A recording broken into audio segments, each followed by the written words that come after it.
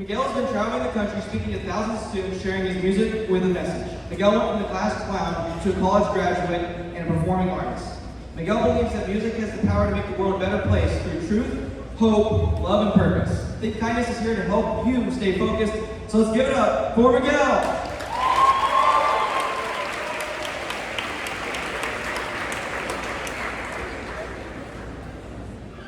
Hello, my name is Miguel Rodriguez, and I'm here to tell you a little bit about myself. From day one, I was this outcast to a society that was surrounded by wealth.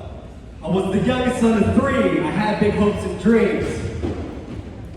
And now I'm standing with this microphone as a manifestation of those thoughts becoming a reality.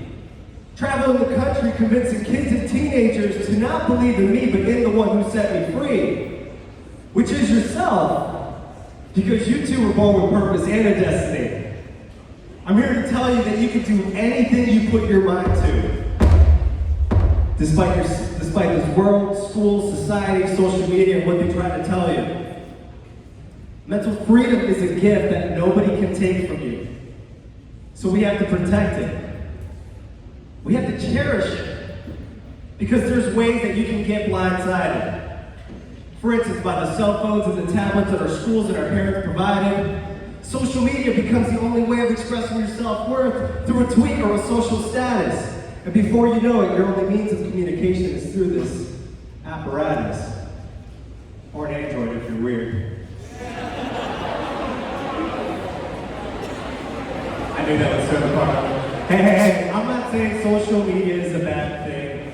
In fact, I think it's a great tool.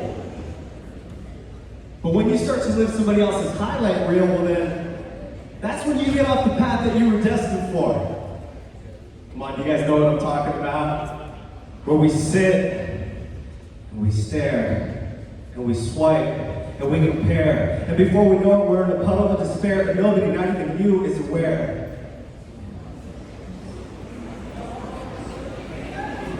But deep, deep down, there is this scare. The fear of not fitting in. The fear of speaking up, the fear of being different, the fear of not being pretty enough or skinny enough or smart enough. And that's when the world, society has got you. You're stuck, you're in a rut, you're following the world in a crowd that is so loud, but yo, your voice was meant to be heard. It's okay to be different. In fact, different stands out. We're gonna scream, we're gonna shout. In the next 15 days, we're gonna be leading this country and leading this town. It's my mission to let you know this. Truth, hope, love, and purpose. Think Kindness is here to help you stay focused. Truth, hope, love, purpose. Think Kindness is here to help you stay focused. Truth, hope, love, purpose. Think Kindness is here to help you stay focused. Are there any Bobcats in the room? All right, this side over here, when I say truth, you say hope. Truth. Wow, let's see this side can win. Hey, this side. When I say love, you say purpose. Love. Purpose. Love. Purpose. All right, let's try again. It's Kindness Month. When I say truth, you say hope. Truth. Hope. Truth. Hope. When I say love, you say purpose. Love. Purpose. Love. Purpose. Think Kindness is here to help you stay focused. Man, I really had a beat right now.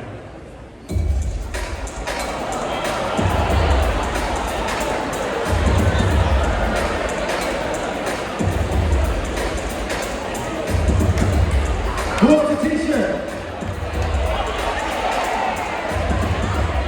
Alright, let's turn it down. Listen up.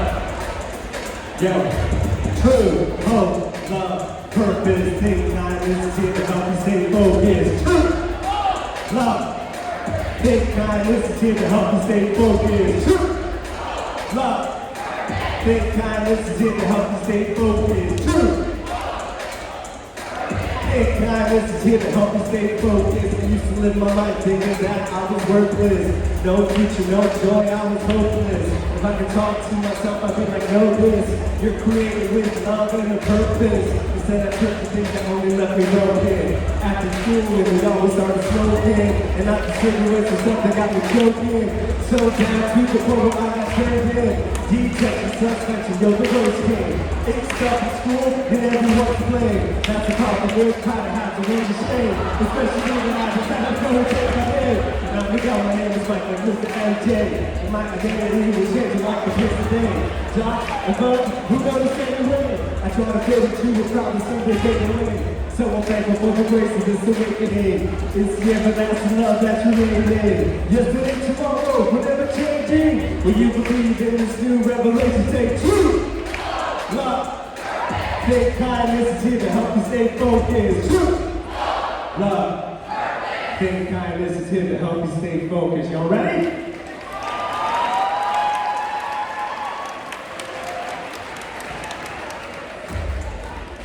All right. I've literally just told you my entire life in those 16 bars. But I want to reintroduce myself. And this is my I am statement. My name is Miguel Angel Rodriguez. I love and accept myself for who I am. I embrace being different. And I am confident in my abilities to make the world a better place. Which is why I am here today. And why I traveled over thousands of miles to come and talk with you. We have 15 days to make this world a better place. But my confidence and my belief and love and acceptance of myself was the complete opposite when I was your age. We don't have much time, so we gotta get to work, and I gotta take you back to where I was born, in Southern California. My parents came here illegally from Mexico in the 1970s. Don't worry, they became citizens.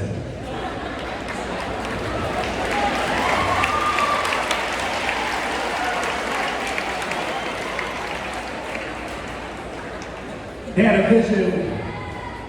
a vision to give me and my brothers an opportunity much better than they had. So I'm extremely grateful to be a first generation American and kind of set that foundation for my life. Growing up in California was awesome. I mean, we all look the same, we all dress the same, we all eat the same kind of food. Who likes tacos? I felt like I fit in. I felt like I belonged. You know, even at a young age, you really notice your surroundings.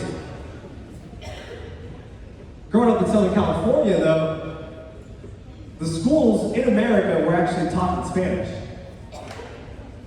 Because that was my first language, you know, we spoke it at home, we spoke it in school, we spoke it in the playground. Everything was great. I loved it. I loved warm weather. I loved the Los Angeles Dodgers. And then as I started to get older, I started to see that my entire life was going to change because everything that we owned in a one-bedroom apartment with 5 people was starting to get packed up. My parents didn't have a lot of money to kind of get us out of the environment in which we were. Kids by the age of 15 don't really make it to the age of 15 because of the violence. When my life changed, when all those bags and everything was being packed, the company that my parents worked for was purchased and was moving 3,000 miles across the country to Erie, Pennsylvania. If you look at Erie, Pennsylvania, it's a mistake by the lake. We get over 100 inches of snow. I left yesterday. I was so happy to come here because it's warm here and I can actually walk and I have to scrape ice off my car. But students, when I got on that truck, and we drove 3,000 miles across the country. This is where I no longer knew who I was. This is where I experienced what I call my identity crisis. The first day when I got to my new school, the teacher, she was so nice. Everybody was looking at me kind of weird. You ever get that when you get like strange looks? Because I had black hair, I had brown eyes, I had tan skin, and the teachers, she sat down, she goes, "Hi, Miguel, welcome to Bernardale Elementary. We're so happy that you're here." I was like, eh? I had no idea what she was talking about. Can you imagine feeling really weird and awkward because you look different, but then not being able to communicate? For instance, what if I would have came in here today and be like, "Hola, me llamo Miguel Ángel Rodríguez, ustedes estudiantes van a cambiar el mundo en 15 días. Ustedes tienen el poder para hacer cambio en este mundo." I would probably lose some of you guys. Now, I know Texas has a higher population of Hispanic people, but if I'm in Vermont or something, eyebrows are being raised. This was a difficult time, and I experienced this identity crisis because remember, in California, we all spoke the same language, we all looked the same. I was the only Hispanic kid in the entire school district. The only two other Hispanic boys were my brothers, but they were all from middle school and high school. It's really like breathtaking to kind of just think about that. So young to be experiencing embarrassment, being ashamed of who I was. And that was hard enough, but then because I was an ESL student, then I don't think they call that anymore. English was my second language. I developed a learning disability because I needed to learn a new language a little bit older. I wasn't young enough where it's actually easier. It was after 7 years of age.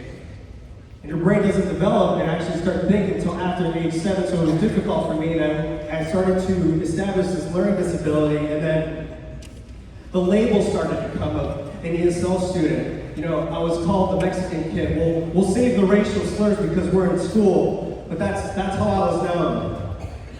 And everything started to change when I started to believe the labels that people in society started to put on me. And that's what took this identity crisis to a new level.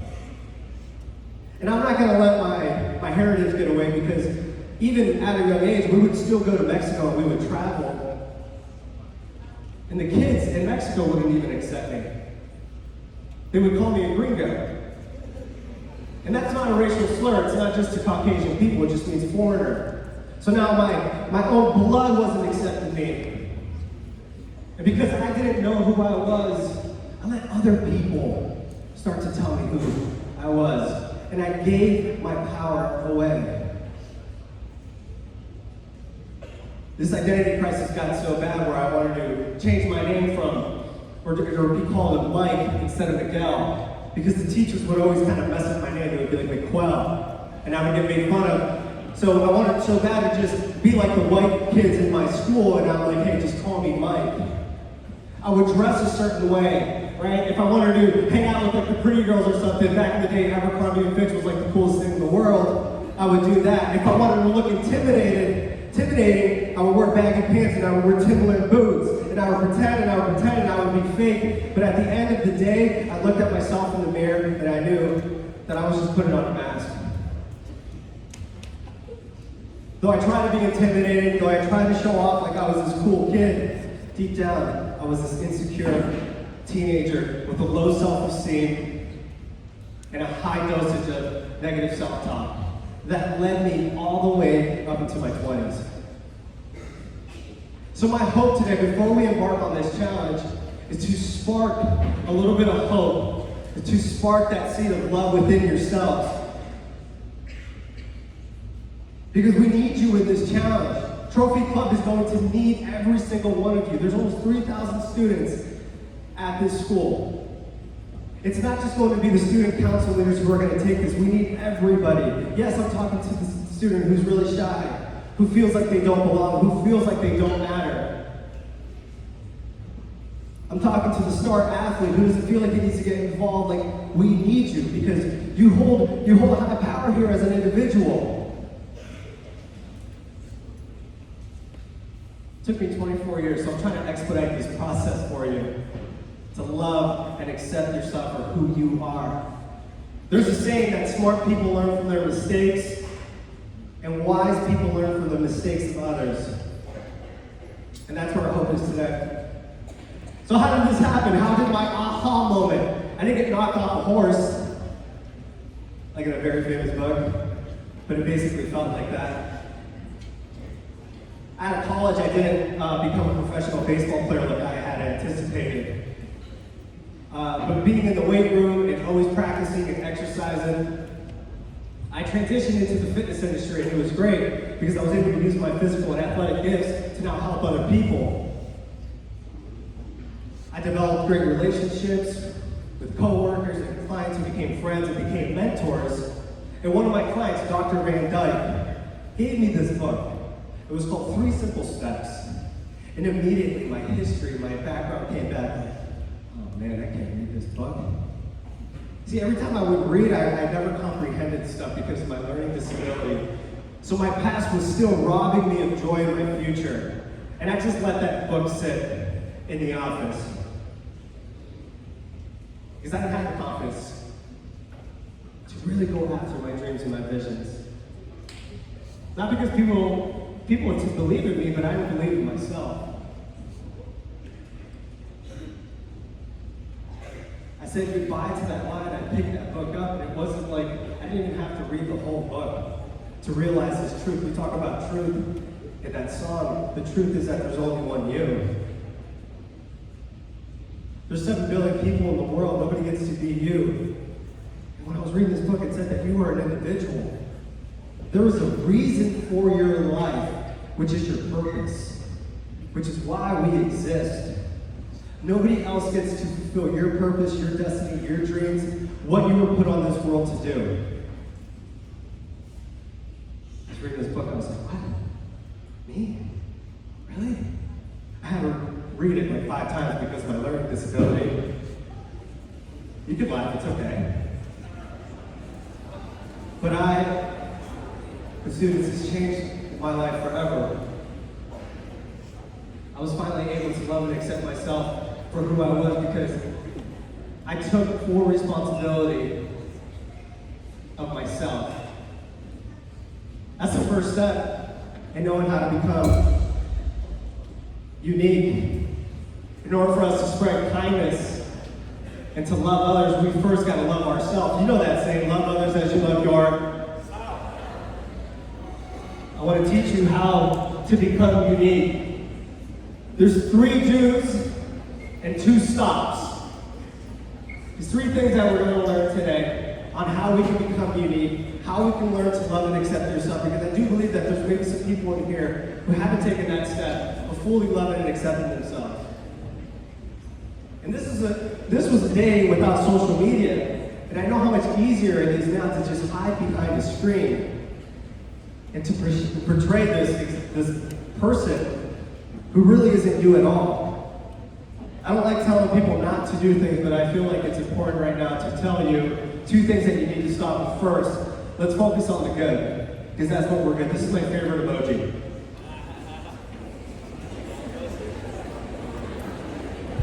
Number 1 is to know how you see yourself. I neglected myself all those years. If you have your cell phone, you should take a picture of this. Or you should write it down. Visualization. Do you see the best version of yourself? I was meeting with the student council leaders here. They're going to be taking on this initiative and helping us lead this, of how we can incorporate this to the rest of the student body.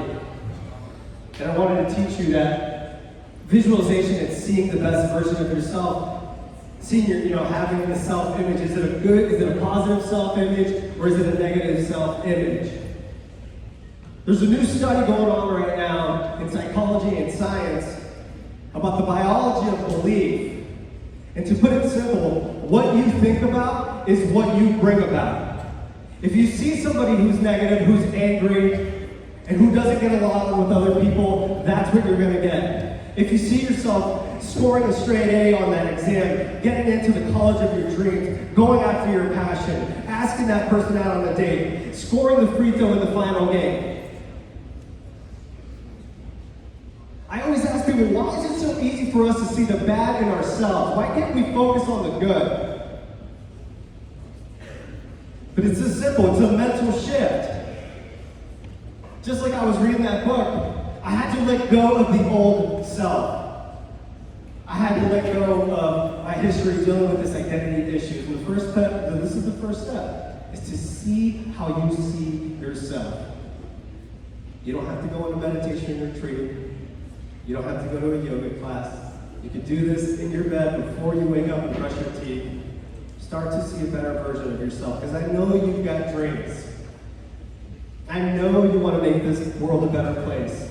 I know some of you want to sing. I know some of you want to get into Texas and all these awesome schools here in this state. Your parents, your teachers, we're going to encourage you, but you ultimately have to take that step. And with this kindness initiative, we're gonna need your help.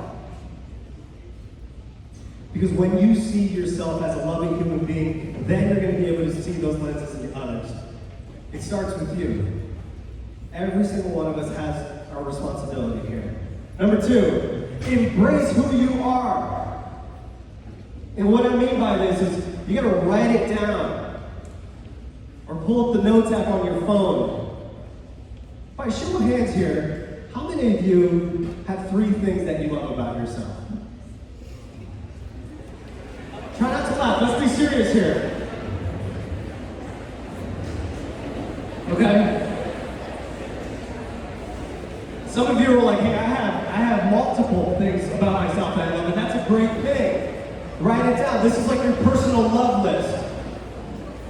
And how we can get practical with it is that we can start to memorize it and practice, and you see it every single day. Students, your mind is a muscle, and it needs repetition.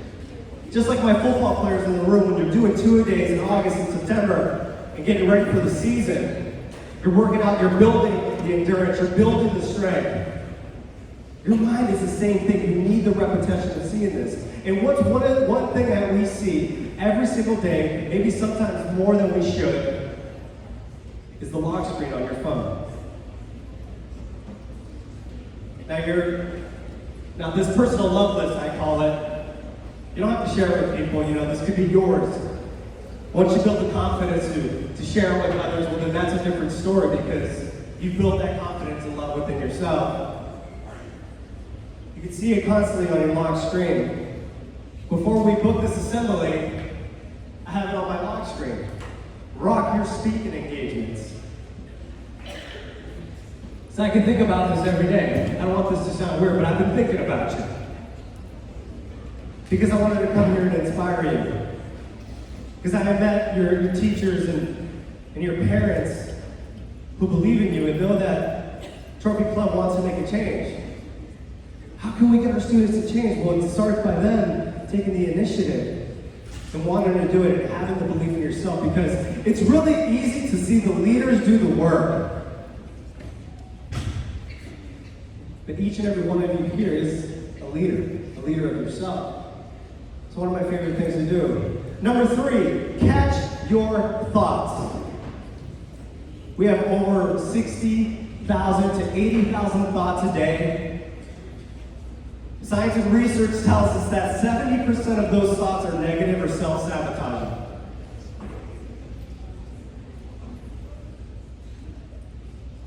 This is real. Start to catch your thoughts.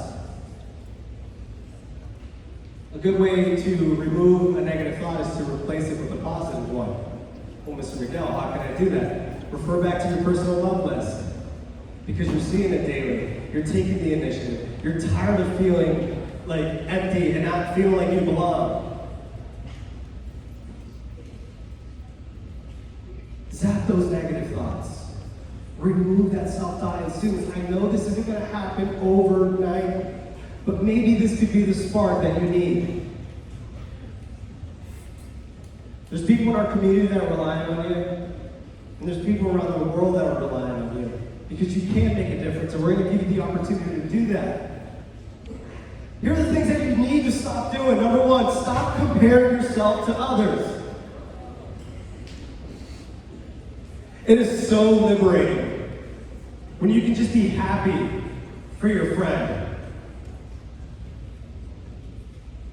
Or somebody that you may not necessarily have a relationship, but instead of trying to put yourself in their shoes and say, why isn't that me?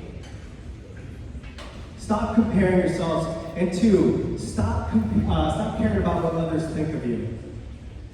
Remember, the moment my identity crisis went to the extreme was when I gave away my power by believing the labels and the things that people would say about me. Because then you become a victim.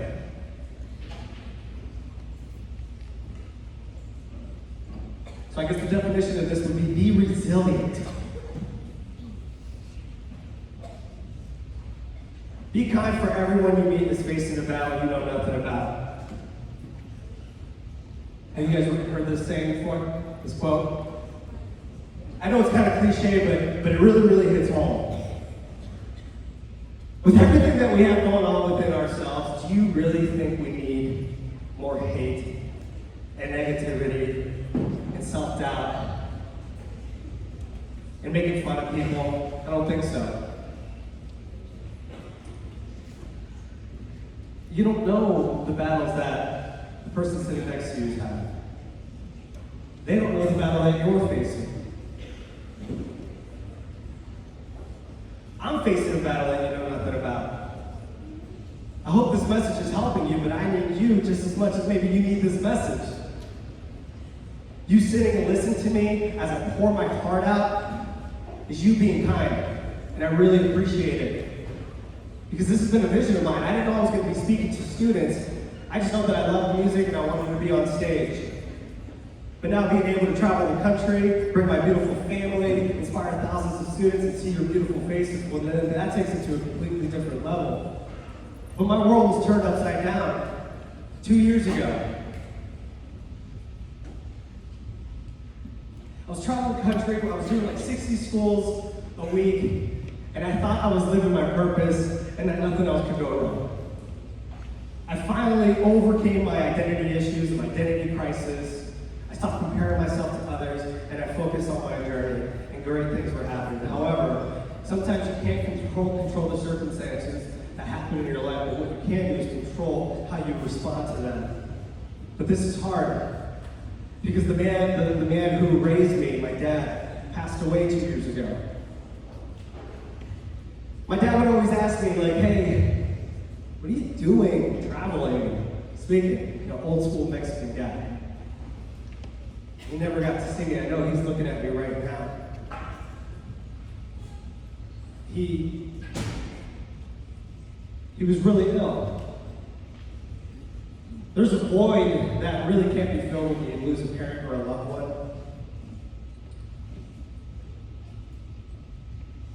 My mom exemplified this quote. I'm 32 years old, and from the moment that I was born, she was my dad's caregiver. She didn't do it because she had to, she did it because she wanted to, because she loved him. That's what this is. Kindness ultimately is a choice. So I saw my mother exemplify kindness throughout my entire life. My mother, the strongest woman I know. I'm sure you would say the same about your mother. She lost her loved one, her significant other. Her mission was to care for my father, and when he left, there was more that needed to be filled. My mom never had maybe like the common cold. But then we started noticing that my mother started to have like stomach pains. And then nausea. We would go to the doctor's office, and my brothers and I were going to meet, hey, what can we do about mom? When my dad passed away, I made it a goal to see my mother every single day. Because I wanted to be this for her like she was to my dad. But remember, sometimes you can't control the circumstances that happen in your life, but you can control how you respond to them. 18 months after my dad passed away, we heard the news that my mother was diagnosed with stage 4 pancreatic cancer. And that it metastasized, which means that it spread into her liver. We were scared, we were sad, we were angry. How can this happen?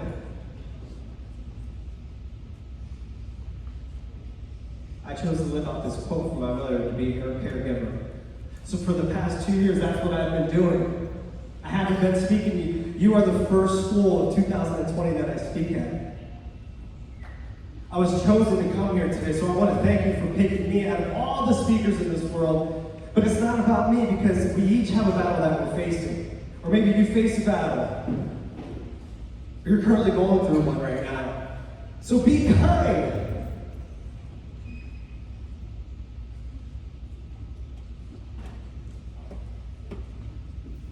There were statistics that they were telling us about my mother. And remember, once you believe the labels and the things that are put on you, you essentially become those things. I told the doctor, I'm like, my mother's not a statistic. We surrounded my mother with love and kindness and care.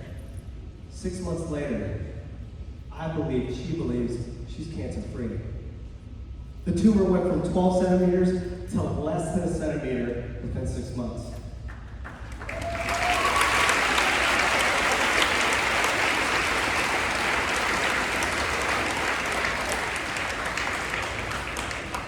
I wanted to bring her with me because I wanted to show her the power of what kindness can do. Yes, there was chemo, yes, there was medicine, but prayer, love, and kindness can heal, just like hate and evil can destroy. We're talking about creating a culture of kindness here, embracing each other's differences. But in order for us to do that, we need to embrace and love ourselves first. There's a oneness that's going to happen here at Trophy Club. You may not see it right now because we have this beautiful campus. You guys are really like, this is an awesome school. I went to a big school too in high school, and then when I went to college, I was like, man, can I go back to high school? Because everything was so much nicer, coaches were better. But what I want to say is, like, we have such a beautiful thing here that what we see going on in the world is nothing compared to what we have here. We have a global initiative that we're going to embark on. Your school districts, elementary schools, middle schools I'm going to be going to tomorrow, y'all, Texas 20, are going to be the first schools that take this initiative of reaching students in Jamaica. We're going to be sending empty book bags to the students in Jamaica. We're teaming up with Devin, the bobsled Olympic gold winner. He's like a celebrity there. You're going to be able to see your gift of kindness change a child's life. Because Jamaica right now is still facing a battle because just in the 1960s, they established their independence. There's been a lot of oppression, there's a lot of violence. It's more than just reggae music there. I love Bob Marley. But hey, these students right now don't have the opportunity that we have, but we have the opportunity to get them in the right direction. The number one way to get out of poverty in countries who are fighting a lot of oppression is education. But a lot of the reasons why they can't go to school is because they don't have the supplies. Last year, our founder of Think Kindness, my colleague, friend, mentor, Brian Williams was here. And our global initiative was to send shoes to Africa because students in Africa,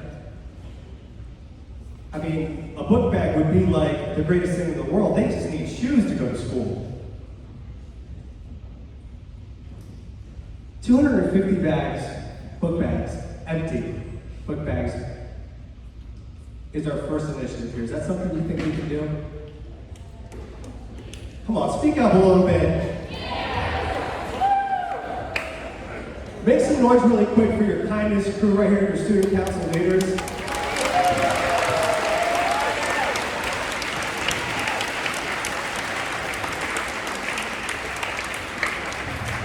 We're going to be getting on morning announcements every single day to help you. Because remember, your mind is a habitual mind. You need the repetition. So we're going to be letting you know about this kindness initiative for the next 15 days. But it doesn't stop there. It's not just going to stop for the next 15 days. Take this kindness home with you.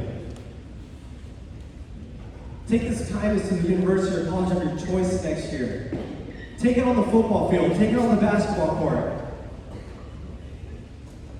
And especially take it to those places where you're going to be facing some battles.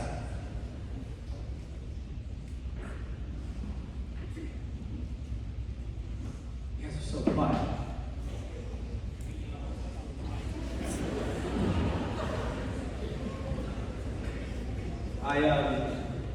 I really